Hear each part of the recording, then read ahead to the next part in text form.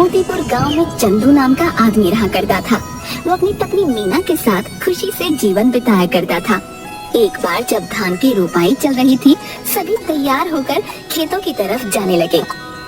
मैं जा रहा हूँ खेत पर, तुम बाद में आ जाना खाना लेके, और भाग्यवान जरा लस्सी भी लेती आना थोड़ा सा। ठीक है, आप जाइए, मैं ले आऊंगी।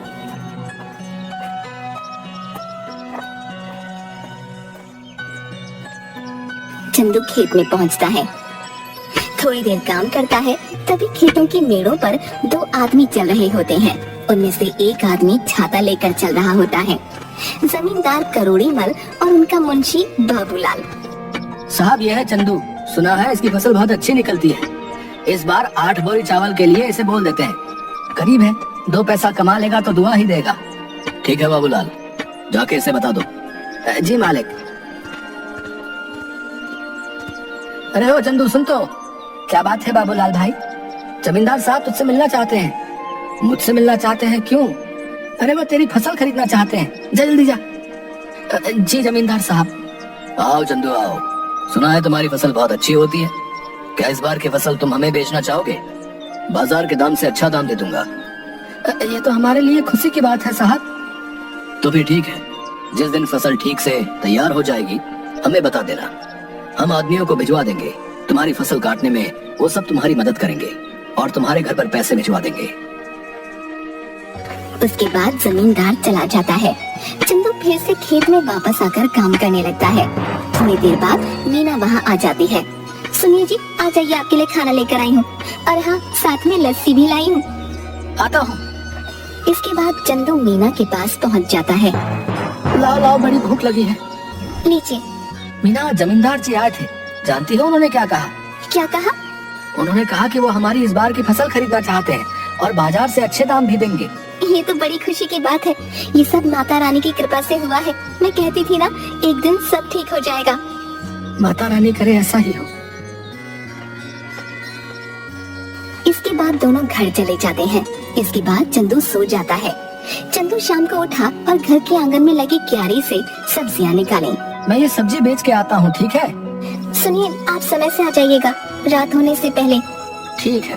उसके बाद मंडी में सब्जियां बेचकर वापस आते वक्त एक मछली के ठेले के पास। मछली कैसे दे रहे हो भाई? भाई चंदू सुनो, तुम ये दोनों ले जाओ 100 रुपए में, मुझे जरा जल्दी घर जाना है। ये लो भाई 100 रुपए। आज मीना को कहूँगा मछली के गर्मा गर्म पकौड़े खिला दे। चंदू घर पहुँचा। अरे ओ मीना, कहाँ हो? ये लो मछली, आज पकौड़े खाने का दिल कर रहा है, जरा बना दो। जी हाँ ठीक है, लेकिन पहले आप हाथ मुंह धो लीजिए। इसके बाद मीना मछली पकाने लग गई। अरे वाह, तुम्हारा कोई जवाब नहीं। क्या पकौड़े बनाए हैं, वाह वाह वाह। इसी तरह कई महीने बीत गए। चंदू के खेतों में सोने की तरह चमकने वाली फसल तैयार हो गई। मीना, मैं खेत में जा रहा हूँ, जमींदार के आदमी पहुँचते ही होंगे। ठीक है। चंदू खेत में गया। चल चंदू, तैयार हो जा, बहुत काम करना बाकी है आज। जमींदार के आदमी वहाँ पहुँच गए। चलिए सब काम पर लग जाते हैं। सेठ ने कहा है जल्दी से सारा काम निपटा कर फसल चंदू के घर पहुँचा देना। सबने मिलकर फसल काटी और 8 बोरियां तैयार कर दी। तभी वहाँ मीना आई। ये क्या, इतनी जल्दी काम भी हो गया? मीना, इसीलिए तो कहते हैं कि एकता में बल है। जो काम मैं अकेला 2 दिन में करता, वो हम 4 लोगों ने मिलकर कुछ ही टाइम में कर दिया। इसके बाद सबने मिलकर बोरियां चंदू के घर तक पहुंचा दी। हम सब कल आके ये बोरियां सेठ के घर ले जाएंगे। चलिए हम चलते हैं। चलो, आज का काम भी खत्म हुआ, बस अब कल का इंतजार है। उसने सारी बोरियां घर में रख दी। तभी आधी रात को चंदू के घर के बाहर कुछ चोर बात करते हुए। सुनो सबके सब, ध्यान से घुसना। अगर हम खाली हाथ लौटे तो सरदार हमें छोड़ेंगे नहीं। सब धीरे धीरे चंदू के घर से सारी बोरियां चुरा कर ले गए। अगली सुबह चंदू की बीवी, सुनिए जी, उठिए, देखिए क्या हो गया। क्या हो गया? चंदू उठिए, उठिए ना। क्या बात है भाग्यवान, ऐसा क्या हो गया जो तुमने सारा घर सर पर उठा लिया है? गोदाम से सारी बोरियां चोरी हो गई हैं। क्या चोरी? कहाँ पे? गोदाम में आइए और खुद ही देख लीजिए। हे भगवान, ये क्या हो गया? जमींदार जी के आदमी कभी भी आ सकते हैं। माता रानी, मैंने किसी के साथ कुछ बुरा नहीं किया, फिर भी मेरे साथ ही क्यों? चंदू घर की सीढ़ियों पर बैठ जाता है। चंदू की आंखों से आंसू आ रहे थे।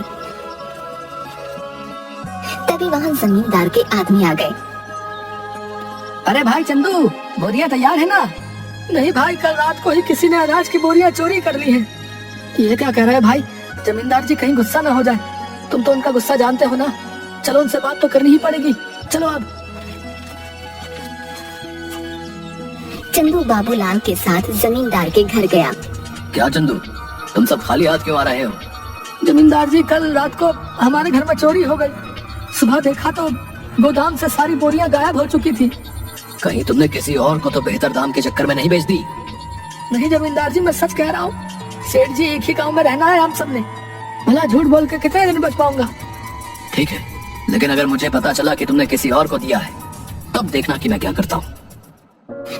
कुछ दिन तक चंदू और मीना दोनों उदास थे। चंदू सब्जियों को बाजार में बेचता और जो भी कमाता उसे बहुत ध्यान से खर्च करता। चंदू खाना खाने बैठा। सुनिए ना, कितने दिन हो गए हमें इस तरह सब्जियां बेचते हुए, लेकिन हमारा घर मुश्किल से चल पा रहा है। घर की भी हालात ठीक नहीं है। हमारा गुजारा सिर्फ सब्जियां बेचकर नहीं हो सकता।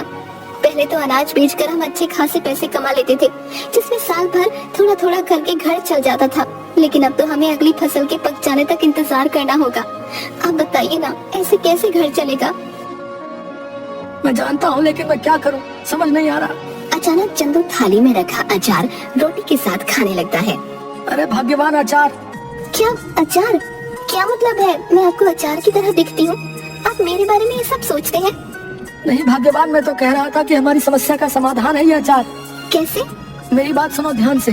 तुम अचार बनाना और मैं अचार लोगों के घर जाके बेचूंगा। पहले हम लोगों को अचार का स्वाद चखाएंगे, उन्हें पसंद आया तो वो खरीद लेंगे। अगर पसंद नहीं आया तो? अरे कैसे नहीं आएगा? मेरी मीना ने जो बनाया है, अंग्रेजी में क्या कहते हैं, फंटास्टिक अचार बनाती हो तुम, है? आपने अंग्रेजी कब सीखी? तुम मुझे कम मत समझो। What are you doing? I am very well. देखा? आप तो बड़ी अच्छी अंग्रेजी बोल लेते हैं। दोनों हंसने लगते हैं। इसके बाद मीना अचार बनाने लगी और मीना ने अचार डिब्बों में पैक कर दिया और चंदू चल पड़ा साइकिल लेके। चंदू एक घर पर जाकर रुका। घर पे कोई है भाई? अरे चंदू भैया, आप यहाँ कैसे? ये क्या ले आए? अचार बेचने का काम शुरू किया है, इसीलिए घर घर जाके बेच रहा हूँ। अचार खरीदना चाहेंगी?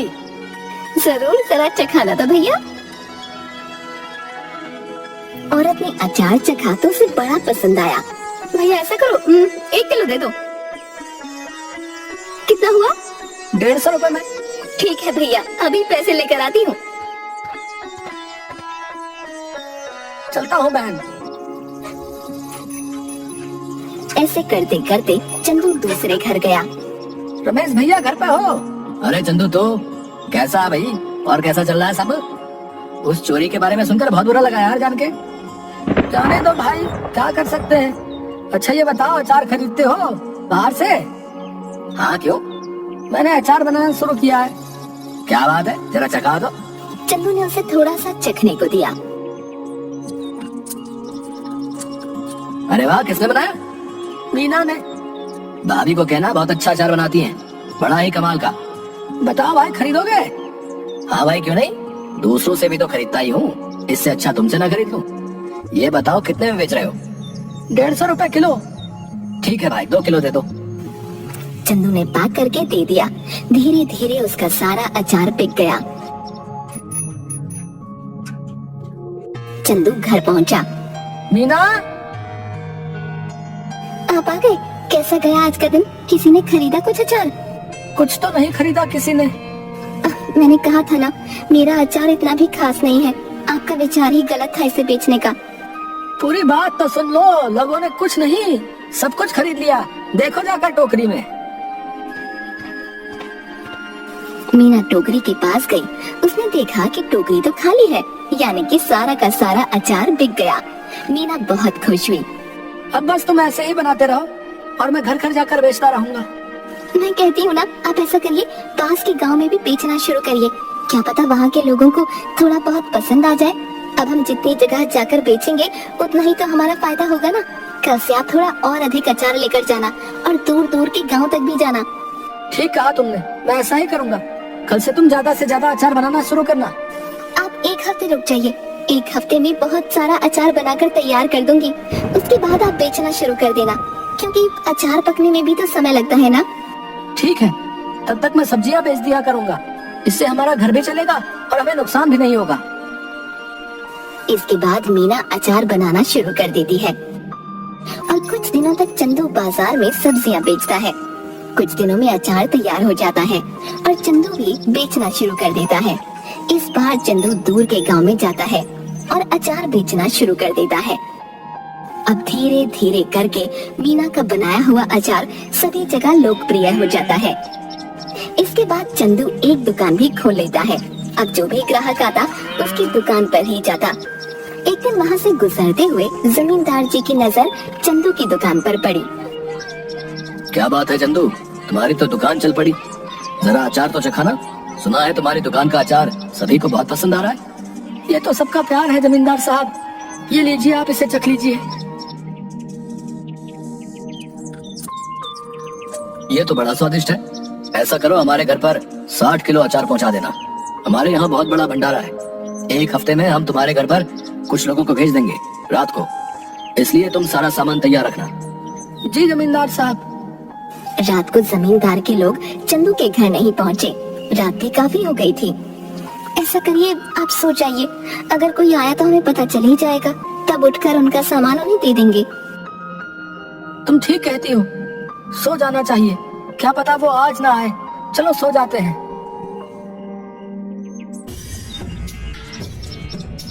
अगले दिन जब चंदू और मीना उठे तो घर में फिर से चोरी हो चुकी थी। इस बार चोरी अचार की हुई थी। सुनिए, घर में फिर से चोरी हो गई है। किसी ने इस बार हमारा रखा हुआ अचार चुरा लिया। चंदू उठा और जाकर अचार जहाँ रखा था वहाँ देखने लगा। मैं जमींदार साहब को बता कर आता हूँ। उन्हें कहीं और से पता चलेगा तो कहीं वो गुस्सा ना हो जाए। ठीक है, आप संभाल लेना सब कुछ इस बार। चंदू जमींदार साहब के घर गया। जमींदार साहब, इस बार फिर से आपके लिए जो हमने अचार तैयार किया था वो चोरी हो गया। ये हमेशा मेरे साथ ही क्यों हो रहा है? मैं तुमसे कुछ भी मंगाता हूँ और वो तुम्हारे घर में चोरी हो जाता है। मुझे लगता है तुम मुझे अपना सामान बेचना ही नहीं चाहते। ठीक है, मैं भी नहीं खरीदूंगा आज के बाद तुम्हारा कोई सामान। जाओ। ऐसी बात नहीं है जमींदार साहब, आप खुद ही सोचिए। मैं आपसे दुश्मनी क्यों बोल लूंगा? आप चिंता मत करिए, मैं आपके लिए दोबारा से 60 किलो का अचार तैयार करता हूँ। ठीक है, अगर इस बार कुछ हुआ तब देख लेना। चंदू अपने घर गया और सोचने लगा कि अब इस चोर को कैसे रोके। इस बार चंदू ने बहुत सारे मटकों को एक जगह पर रखा और चला गया। अचानक आधी रात को आवाज आई। सारे के सारे चोर दर्द से चिल्ला रहे थे। अब जैसे ही चंदू उस कमरे में गया जहाँ पर अचार रखा हुआ था, तो वहाँ देखा सारे के सारे चोर जमीन में लेटकर चिल्ला रहे थे और अपनी आंखें मल रहे थे। ये क्या कर दिया? कोई बचाओ हमें। पानी पानी दो हमें कोई। अरे हमारी आंखें जल रही हैं। अब आया ना मजा? मेरे घर में जैसे तुम्हें आदत ही पड़ गई है चोरी करने की। क्या मजा आता है तुम्हें ये करके? है इतना दिमाग चोरी में लगाते हो, कुछ और कर लेते ना, अभी तो चैन से अपनी जिंदगी बिता रहे होते। पर नहीं, तुम्हें तो चोरी ही करनी है। लो करो अब चलो बताओ क्यों कर रहे थे चोरी? ये सब हम अपनी मर्जी से नहीं कर रहे थे। हमें सब करने के लिए बाबूलाल ने कहा था। क्या बाबूलाल? भला उसे क्या जरूरत पड़ गई? ये तो मुझे नहीं पता। आप हमें माफ कर दीजिए। अब पुलिस को मत बुलाना बस। ठीक है, नहीं बुलाऊंगा, पर मेरी एक शर्त है। अगर गांव में तुमने दोबारा कभी चोरी की तो मैं बाबूलाल की मदद लेकर तुम्हें पुलिस के हवाले कर दूंगा। ऐसी नौबत नहीं आएगी चंदू भाई, हमें माफ कर दो। इसके बाद चोर चले गए। अगले दिन चंदू जमींदार साहब के घर गया। उसने जमींदार साहब को सारी बातें बता दी। जमींदार साहब, ये बाबूलाल ही है जिसने आज तक हमारे घर में चोरियां करवाई हैं। तुम कैसे कह सकते हो कि सारी चोरियां बाबूलाल ने ही कराई हैं? क्योंकि कल मैंने खाली मटके गोदाम में रखवाए थे और दरवाजे के ऊपर मिर्च की थाली रखवा दी थी। जैसे ही उन्होंने दरवाजा खोला, उनके ऊपर लाल मिर्च गिर गई और उन सबकी आंखों में जलन होने लगी और वो चिल्लाकर पानी मांगने लगे। बस मुझे पता चल गया मैं उनके पास गया तो उन्होंने तोते की तरह सब उगल दिया। इस बाबूलाल को पकड़ लो और पुलिस को फोन करो। तभी सेठ के आदमी बाबूलाल को पकड़ कर लाते हैं। मुझे माफ कर दीजिए जमींदार साहब, कुछ कीजिए।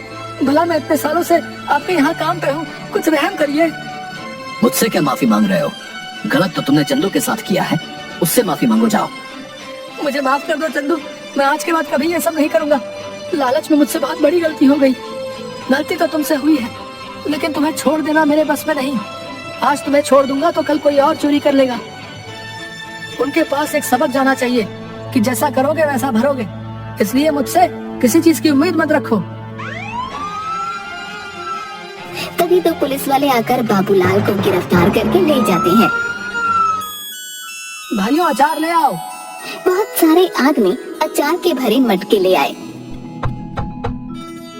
ये लीजिए जमींदार साहब, इस बार आपके घर में हमारा सामान आखिरकार पहुंच ही गया। ये लो तुम्हारे पैसे चंदू। तुम सच में ईमानदार और मेहनती किसान हो, हमें तुम पर नाज है। आपका बहुत शुक्रिया सेठ जी। चलिए अब मैं चलता हूँ। इसके बाद चंदू अपने घर लौट गया और इसके बाद से चंदू के घर में कभी कोई चोरी नहीं हुई और चंदू का काम बहुत अच्छे से चलने लगा।